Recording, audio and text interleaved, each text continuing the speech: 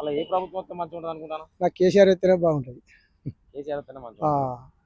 వాడు పింఛన్లు 2,000లకు 3,000, 4,000లకు 5,000 ఇస్తా అని అంత బోకర్ పని చేసి బయట పడ్డాడు. ఇక వాడు అంత కుప్ప చేసుకుంటాడు. ఇక రాజకీయం పిండి బస్తాలకి ఇప్పుడు రైతుకు పిండి బస్తాలు దొరకకపోతే పరిస్థితి ఏంది? యూరియా దొరకలేదు. యూరియా దొరుకుతుంది కాదు కదా, ఇది యూరియా ఇంతకుముందే షాప్లలో ఇచ్చేది కదా, ఇప్పుడు యాప్లలో పెట్టింది కదా. ఆపరాల పెట్టిన వాడు ఎక్కడో ఇప్పుడు ఇక్కడ నేనుంటే గోరదని నాకు నర్మేట లేకపోతే జనగామ ఇక్కడ వచ్చి తెచ్చుకోపో అనే కాడికి వచ్చింది. అప్పుడు షాపులకు వస్తే డైరెక్ట్ మన కాడ ఖాతా ఉండేది, రైతుకు వాడు సహాయపడేది. సరే 10 రూపాయలు యాప్లలో తెచ్చుకుంటాను నీకు టచ్ ఫోన్ ఉన్న వాళ్ళకి వస్తుంది ఏమో అది. టచ్ ఫోన్ ఉన్న వాళ్ళకే వస్తుంది. ఇప్పుడు టచ్ ఫోన్ వాళ్ళని బతిరాడాలి నేను. అంతేనా? నాకు మెసేజ్ తెలియదు, అది ఎప్పుడు వచ్చేది, యూట్యూబ్ చెప్పరాదు. ఇవన్నీ లక్షణాలు మాసం వస్తువులు బాగాలేదు.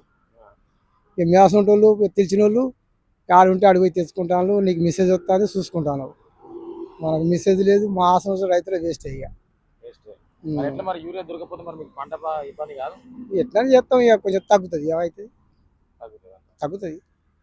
టైం కొంచెం అన్నా కొంచెం ఉండాలి. అది ఈ దొడ్డు పిండి వల్ల ఏమైతే లేటుగా ఇస్తుంది, మళ్ళీ అది ఒకసారి చేను పెరగనియది. దొడ్డు పిండి దొడ్డుకు వస్తుంది కర్ర, కానీ చేను హైట్ కాదు.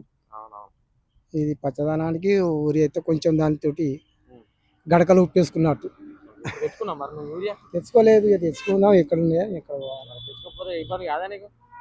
చూస్తాం. ఇంకా టైం ఉన్నది, తీసి పెడతాం. ఎక్కడన్నా ఒక దగ్గర